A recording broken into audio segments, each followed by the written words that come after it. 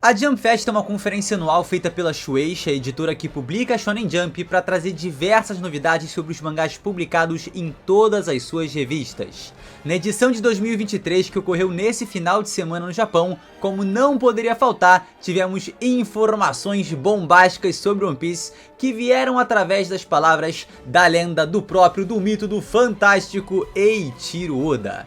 Nessa ocasião, o autor falou sobre o arco final de One Piece, certos personagens que prometem se enfrentar ainda em 2023, uma possível morte originada desse confronto, Shanks será e muito mais, tal como simplesmente lançar um spoiler do próximo capítulo.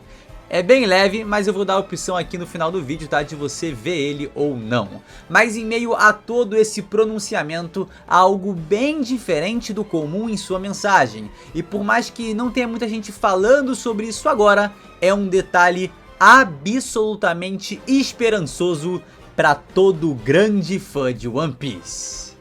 Então bora lá fazer uma análise completa desse discurso feito por Eiichiro Oda e se aprofundar nos detalhes ali nas partes mais importantes e bombásticas. É isso, eu sou o Lipe, já deixa aquele like que ajuda pra caramba, se inscreve no canal se você ainda não é inscrito e simbora pra essas incríveis informações. A mensagem traduzida pela querida One Piece X começa da seguinte maneira: olá a todos que foram à Jump Festa e a todos que estão assistindo o show em casa. Aqui é Eiichiro Oda, a maior diva do mundo, ou algo assim. Aqui só falou o óbvio, né? E assim, eu gostei bastante do senso de humor, tá? E vou passar a chamar o Oda agora de a maior diva desse planeta. Nesse ano, o arco do país de Wano chegou ao fim. A história principal começou a crescer, o One Piece Film Red se tornou um grande sucesso, então foi um ano muito louco no geral. Toda a equipe sempre grita de felicidade. E todo fã que vem acompanhando One Piece semanalmente, principalmente nesse último ano, realmente deve ter notado o salto enorme de popularidade que a obra teve em 2022. O interesse no final do arco de Wano foi o maior que eu já vi em mais de uma década acompanhando o mangá. O One Piece Film Red se tornou a maior bilheteria do ano no Japão e a 9ª maior bilheteria da história do país. Além de ter sido a estreia dos filmes da franquia em vários países ao redor do globo, como por exemplo, né, óbvio, o Brasil. E o meu desejo, né, obviamente também relacionado à minha profissão, é que o One Piece continue a crescer e mais pessoas sejam atingidas pelas palavras de Eiichiro Oda e obviamente motivadas pela jornada do Luffy. O Tachan também aparecerá na sua turnê Red and White Battle. Esperamos que vocês gostem do seu tour na TV, já que estará disponível por um período limitado de tempo. Aqui, né, não tem nada demais, a Alta vai fazer uns showzinhos aí na TV, como já tá acontecendo no Japão, então vamos dar sequência. O jogo de cartas também tem feito um grande sucesso. Outro dia perguntei ao meu pessoal se conseguiriam algumas cartas raras pra mim, mas eles me disseram que não conseguem. Vocês acreditam nisso? E assim, o sucesso desse card game de One Piece foi estrondoso lá pelo Japão, mas não pelo motivo do jogo em si ser bom, mas sim porque uma galera lá, mano, comprou tudo no primeiro dia, porque todo mundo tava de olho ali que iam ter cartas raras pra caramba e que depois poderiam ser vendidas, cara, por 10 vezes, 100 vezes mais do que o preço do próprio pacote. Esse Shankzinho aí, por exemplo, né, tá saindo simplesmente pela bagatela de R$8.000, sendo que o pacotinho era mais ou menos ali uns R$80. Pois é, nem o próprio autor da obra teve a honra de ter uma carta rara dessas. Enfim, o Oda continua. Já se passaram mais de 25 anos desde que a série começou e tem sido uma história muito longa. Mas também estou muito feliz que recentemente mais e mais jovens leitores têm escolhido ler esse trabalho. Fiquei muito empolgado quando o arco final da série começou e encorajei as pessoas a ficarem empolgadas com isso. Mas não tenho planos de encerrar a série tão cedo. Então vocês podem relaxar e ler tranquilos. E essa passagem aqui é muito forte e absolutamente esperançosa para todo fã de One Piece.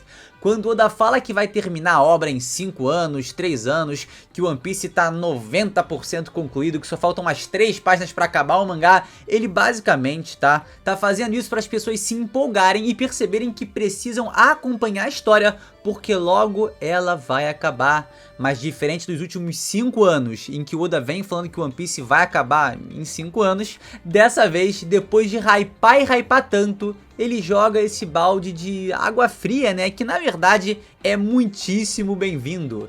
Não tenho planos de encerrar a série tão cedo. Eu já comentei aqui algumas vezes ao longo dos últimos anos, né, como quando o Oda falava isso, de que vai terminar a série em tanto tempo, tantos anos, era muito mais da boca pra fora do que realmente ali factual, né, sem realmente ele ter uma previsão específica. Então ver ele agora se posicionando dessa forma, pra acalmar ali o coração do fandom, me parece uma mensagem muito mais genuína e menos, mano, One Piece vai acabar daqui a 3 capítulos, então você precisa ver logo, porque o Hype Train vai acabar, então tu tem que chegar junto e tal, etc, etc, etc. Até porque essa estratégia de falar que vai acabar, de tentar trazer leitor, realmente funcionou. E realmente, o mais engraçado disso tudo é que todo esse discurso, né, de que o One Piece tá terminando, saga final, e que a hora de acompanhar é agora e tudo mais, certamente deu resultado. Porque como o Oda disse muito bem, o ano de 2022 foi simplesmente fantástico pra obra. Então agora ele pode dar uma tranquilizada, né, e obviamente também tranquilizar o coração dos fãs. E pra nós é verdadeiramente muito importante mesmo essa mensagem, porque mostra que ele não vai rushar a obra pra acabar logo e correr o risco de fazer umas belas cagadas. E só um detalhe importante pra gente ver como One Piece ainda vai durar mais do que a gente imagina. Nós ainda não entramos na grande guerra final, que provavelmente vai ser a maior guerra da história desse mangá. E Marineford, se liga, durou 31 capítulos, que é basicamente aí, tá, um pouquinho de nada menos que 1 ano de publicação no ritmo atual do Oda. Então 1 ano aí de One Piece a gente já tem garantido. Só que aí que tá, a Guerra de Onigashima durou fucking 77 capítulos, que é um pouco mais aí de 2 anos no ritmo atual do Oda. Então, se eu não tiver enganado, com uma participação muito maior de personagens, né, e importância necessária para cada um presente ali, a guerra final vai ser a maior guerra da obra. Durando, cara, pelo menos ali por baixo, né, 77 capítulos como Onigashima, então vamos arredondar aí para 80 capítulos e com certeza mais do que 2 anos de publicação. E aí, meu querido, eu te pergunto, quando Oda falou que One Piece tinha acabado, tava ali perto para acabar em 3 anos, aquilo realmente te enganou? E agora com essas informações, você continua acreditando nisso? Porque é uma mentira deslavada, mano. Ainda bem, One Piece mais 5 anos aí, 6 pelo menos. E falando nessa guerra final, a gente vai ter informações cabulosas sobre ela no final desse vídeo, então vamos dar sequência. No ano que vem, o videogame no qual estamos trabalhando há 6 anos, One Piece Odyssey, será lançado. Também estamos preparando diferentes eventos de palco, e o live action de Hollywood também está em produção. No momento, temos a filmagem base da primeira temporada. Houve muito trabalho nos bastidores, mas eu era o mais preocupado durante todo o processo, mas tá realmente incrível. Isso aqui, né, óbvio, é legal porque muitas vezes falam que o Oda supervisiona um bando de coisa que ele não tá nem envolvido. Tipo a galera que em pleno 2022, ano da tecnologia, acha que Oda tem algum cargo ali na Toei e decisão no anime. Enfim, tá? O live action vem com a aprovação do homem e todo mundo tem que torcer pra, mano, ser um live action maneiro, né? Muita gente tem um pé atrás ali, pô, live action tá meio esquisito, mas cara, vai que é bom, tá ligado? Vai que é bom. E se for ruim, é só ignorar. No próximo ano, no mangá original, acontecerá um confronto entre aquela pessoa e aquela pessoa. Esse é o tipo de história que você pode esperar. Se eu tivesse que dar um título de alguma forma, eu a chamaria de um grande Battle Royale. Espero que ninguém morra. Por favor, aguardem ansiosamente por One Piece no próximo ano. Eiichiro Oda. E aqui o cara simplesmente pegou todo o hype ali, mano, jogou lá pro alto, passou das Ilhas Celestes, alcançou a lua, foi além do que a gente consegue enxergar. E claro, como leitores atentos aí, né, a gente vai tentar também desvendar essas palavras que podem ter soado aí um pouco confusas. Então, como diria o Jack Stripador, vamos por partes. O primeiro ponto aqui é que Oda diz que em 2023 o confronto entre aquela pessoa e aquela outra pessoa vai acontecer. Mas é importante a gente notar algumas coisinhas que Oda já falou que iam acontecer no ano seguinte, mas que não aconteceram, né? Ele disse lá em 2016 que o ano do Sanji seria 2017, mas acabou sendo mais ou menos ali 2018. Em 2020, o Oda também numa Jump Festa disse que o Ruivo se moveria em 2021, mas isso só aconteceu em agosto de 2022, um ano e meio depois. Então Oda falar que, mano, fulano e cicrano vão se enfrentar em 2023, é assim, é uma grande de uma balela ali, tá? Não dá pra confiar de fato, a gente já viu, o cara fala que One Piece vai terminar em 5 anos a 20 anos e é isso, em questão de data assim... Não dá pra passar um pano pro Oda não. É isso, não quer dizer muita coisa, pode ser que de fato aconteça em 2023, mas também, mais provavelmente, até eu diria, em 2024 ou 2025.